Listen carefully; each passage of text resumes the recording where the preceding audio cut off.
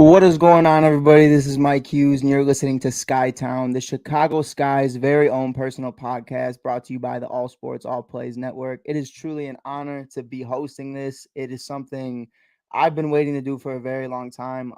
To be able to do this with the Chicago Sky has been something really special to me. To get permission to be able to use their logos, to be able to use their likenesses, and be able to do all of this associated with the ASAP network. It's awesome, man. It's awesome. So right now we are on Roku TV, Apple TV, obviously all streaming platforms, Facebook Live, wherever you're listening. I do appreciate every single one of y'all. It's super dope, man. We're gonna be on the radio soon talking about that. And it's nothing but love. It truly is. What's up, my guy Freddie made this all possible. Below, you obviously you got all my tags. If you want to follow me there, anywhere there, you can find up-to-date things. I do recaps on pretty much everything. I post during games. I do whatever you need me to do. I do it. But yeah, definitely find me down there at all my tags on all social media platforms. Follow the All Sports, All Plays Network. Follow the Chicago Sky because they need more love on their YouTube pages and they need more love in everything they're doing. But nonetheless, I am very excited about this. I'm super excited just to kick it off. Talking about the Chicago Sky, the 2021 defending WNBA champs. I just picked this up today. It's Candace Parker shirt. It is hard as hell. I can't swear on here, but it is dope. It is a sick shirt. I got the Chance hat. I'm just doing it today. I'm feeling Chicago Sky. So again, I just want to say shout out to Freddie, shout out Jay Ness, shout out the Chicago Sky Media Department, shout out everybody that made this possible. Mike on the mic, everything.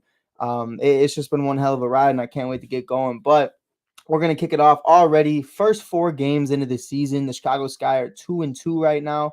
It's one of those kind of tricky situations because I don't like being like that. I don't like being like, oh, well, this is the reason why we're bad. This is the reason why we're not succeeding. It's our fault. It's not fair because we're not at full strength. But at the end of the day, a loss is a loss.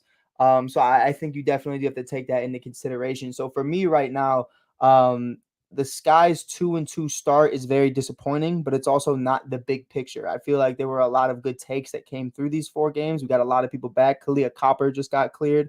Allie Quigley obviously played the last couple of games, so I'm really excited to have her back as well. And also seeing Rebecca Gardner, an older rookie from Europe and overseas, and doing her thing, being a part of this team. Her first year in the WNBA, she's been absolutely hooping. Ruthie has obviously been hooping. Obviously, Dana Evans had an amazing game. We're going to get into that in a little bit. But we're going to kick it off. To start off the season at home, the Chicago Sky lost to Candace Parker's former team, the team that drafted her, the LA Sparks, Liz Cambage. What a game. But obviously there's a lot that goes into it. They lost in overtime 98-91. In reality, it was more like 95-91, but a couple fouls in the later there of the game. But it is what it is. It's one of those things where, you just start off really strong and then just can't finish because you're not fully healthy. And that's one of the biggest things for me right now as a Chicago Sky. We're not even close to being fully healthy. And Liz Campage joining this team, 12 points, 4 rebounds, 24 minutes. Nika had 19, 2 and 7 and 37. I mean, Skies had 9, 4 and 6. I mean, Canada, oh my God, Jordan Canada, she's a beast. 21, 8 and 4 and 33. I'm reading this off, obviously, but it was one hell of a game. It really was. And Candace Parker really, really stepped up at the end defensively with Liz Cambage, poked the ball out, really got a great stop there. Trying to force it to not go into overtime, but you got to do what you got to do. But it was a great game all around. Right now, we're going to go through the Sky's stats just really quick. It's super boring. I'm sorry. But you got to go through the stats. Emma Mieseman in her first game as a Chicago Sky had 12, 5 and 8 in 36 minutes. Stevens had 13, 2 and 6 and 26. Candace Parker had 21, 6 and 6 and 33.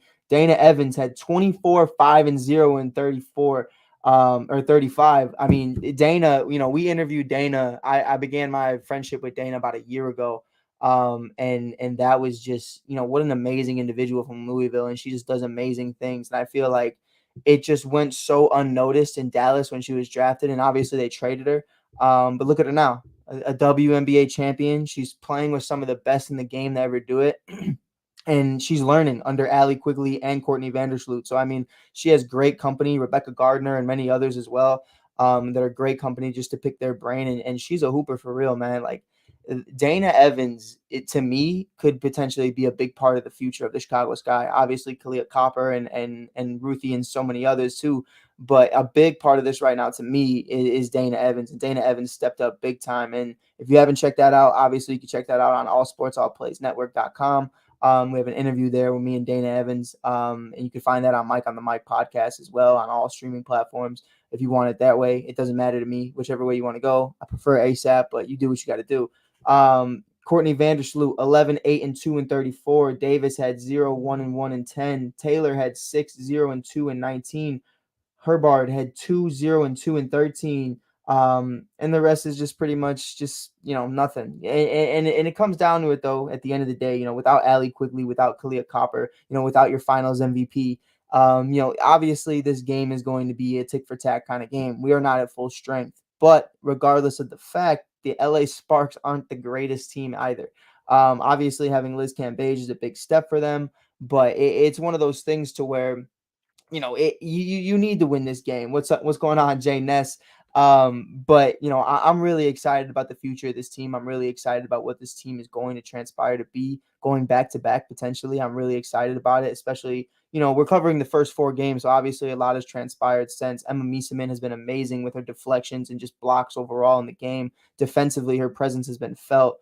And I feel like she's just learning to just work well with a bunch of other scorers. And we have a couple interviews with Courtney Vandersloot and Emma Mieseman that are going to be dropping tomorrow before the game. Hopefully we can get those out for you guys. But today we have a couple interesting ones. It's going to be following this next conversation. Stephanie Dolson's return to the Chicago Sky. They lost 83, or the Chicago Sky won, pardon me, 83-50 in Stephanie Dolson's return to Chicago. And I love Stephanie. Got mad love for her, and it was really unfortunate to see her go. But we did get a great upgrade in Emma Mieseman. So honestly, Dolson didn't have the greatest game either. 6-0 and 6 in 24 minutes. Howard had 8-0 and 5. Overall, the highest point scored was by Han, 10-1 and 0 in 9 minutes. This team overall, the New York Liberty, they're just not a talented squad. They're really not. I thought Brianna Stewart was going to go there with Stephanie Dolson over the break. Over the offseason, pardon me, and during free agency. But she wanted to run it back one more time with Sue Bird. We're going to get into that in a little bit too.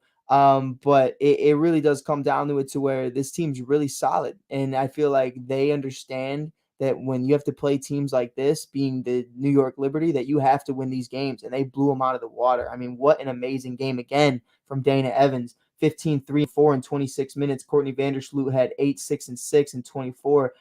Rebecca Gardner had 14, 1, and 4 and 27 in her first game ever in the WNBA. I mean, what a solid performance. We have an interview from her too, as well, that's going to be coming out very soon. But we're not going to throw all of them at you guys today. I want you guys coming back tomorrow before pregame. I'm very excited about it. We're going to be doing this show, by the way. There's so much I just completely went through and just forgot to bring up to you guys.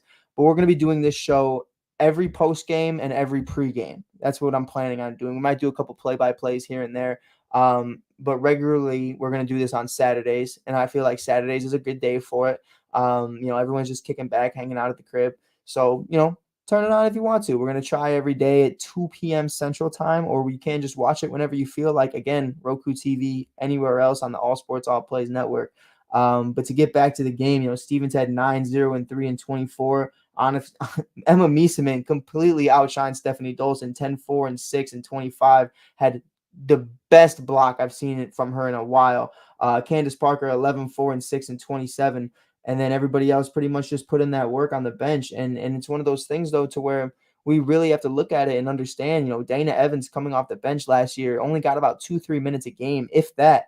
And to be able to, step in Quigley's shoes while she was out with this, they didn't really diagnose it as a knee injury, but they just said her knee was bothering her and she didn't feel like she was 100%, which is perfectly fine. It's so early in the season. You don't want her to be banged up. You don't want her to be having these issues long term.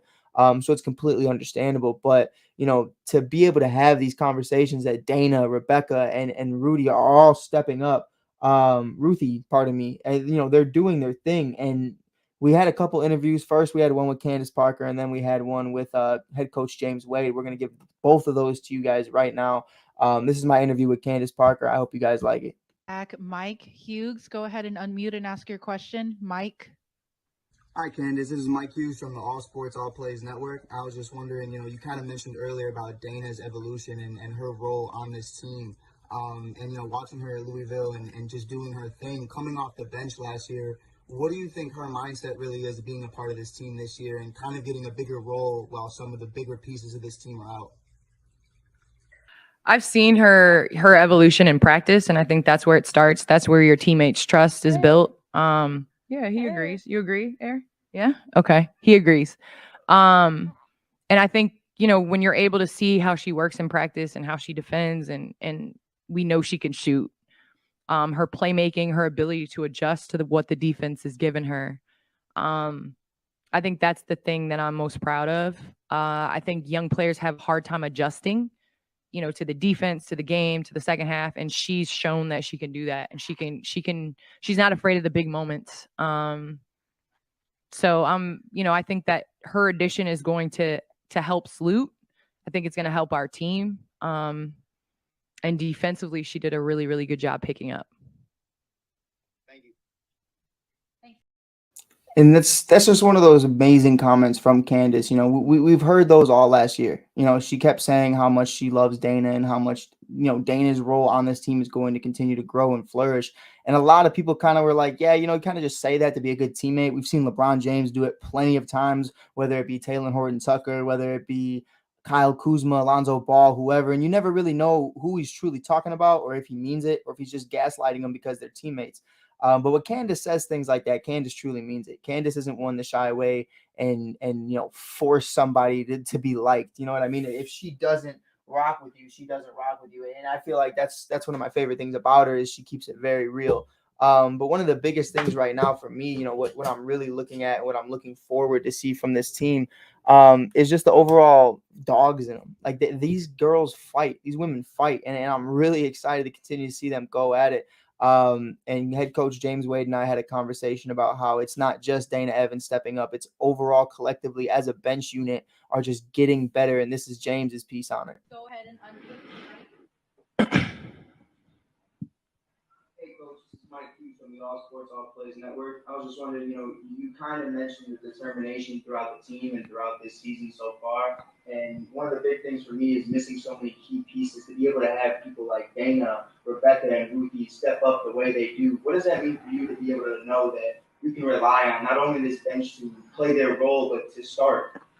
I think we did a good job. I think our coaching staff does a good job of development, player development.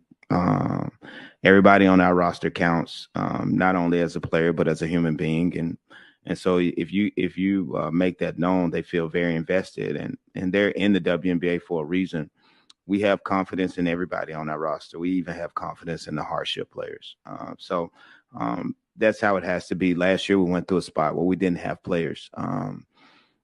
Available because we had some injuries early. And I wanted to, staff along with myself wanted to make sure that everybody was in confidence going into this season. And if players are going to be out, and we'll have the next player up mentality. And I think you see that with Dana. She's been counted out, but a lot. But we have full confidence in her, and we think that she's a special player, and we just want her to keep on playing to her capabilities as well as Ruthie and Rebecca as well. So um, we're confident in our roster. We just have to keep on being as selfless as possible because everybody's capable.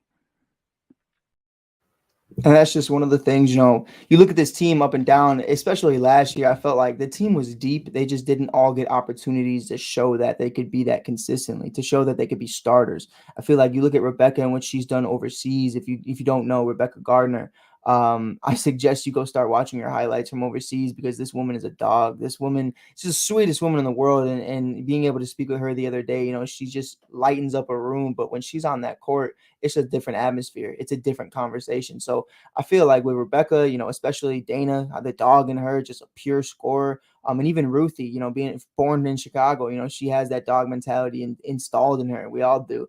At least the athletes pretty much do. And it's one of those ideas that, no matter who is starting, you are going to put in the most work and the most effort that you can every night and every day, because that's just how it is. So I love this team. I'm really digging it. Obviously they played the Minnesota Lynx the very next day. The Minnesota Lynx are 0-4 at the time. And the Sky are 2-1. After this win, they won 82-78. It was a close game. It shouldn't have been as close as it was, especially with a team like that. That's just really unfortunate to me. But it's definitely one of those things we have to continue to keep looking at and continue to keep flourishing with. It's the W's are all that matter, but ugly W's are also something to pay attention to. I feel like that's definitely something to where, especially in football. I feel like in football you see it a lot more than you do in basketball, but ugly wins don't mean much because it's ugly. I mean, a win's a win. Don't get it twisted. Like I'll take the win 10 times out of 10. But at the end of the day, when Fowles has 16 and 11, and then you look at Westbrook having 4, 5, and 3 with great deflections, and then you have Nicolina had 18, 2, and 5 in 22 minutes. Like that does not look good on our part. Powers had 11, 4, and 9. I mean, it just was a bad game all around defensively from the Chicago Sky, especially with a team like this. Stevens had 14, 0, and 4 and 25. Mieseman had 17, 2, and 7 and 32. Candace Parker had 11, 1, and 6 and 30. Allie Quigley in her first game back since the injury, or just not feeling 100%, had 7, 4, and 1 and 21. Courtney Vandersloot had a double-double, 16, 11, and 3. The Quigs went crazy together in 31. Dana Evans had 5, 0, 0, and 20. Obviously, Allie Quigley coming back, even on restricted minutes, is going to mess up the flow of Allie Quigley, of Dana Evans. Sorry, my guy Frankie always messing me up. What up, Frankie? Obviously Rebecca Gardner still popping off 10, 4, and 5 and 28. Mally had 0, 1, and 1, and then Hebert had 2, 0, and 1 and 10. But overall, it was a great win. The Chicago Sky did their thing, and I was really impressed by what they had to offer.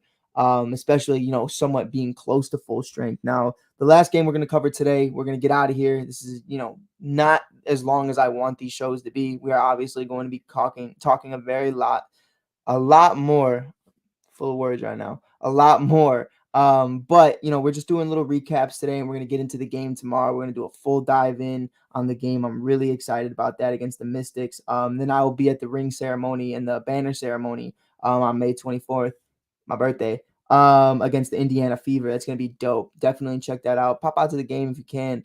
It's the first time they're ever going to get a banner ceremony, first time they're ever getting a championship banner raised. So definitely check it out. Hopefully they'll be able to get another one this year. But you never know. You never know.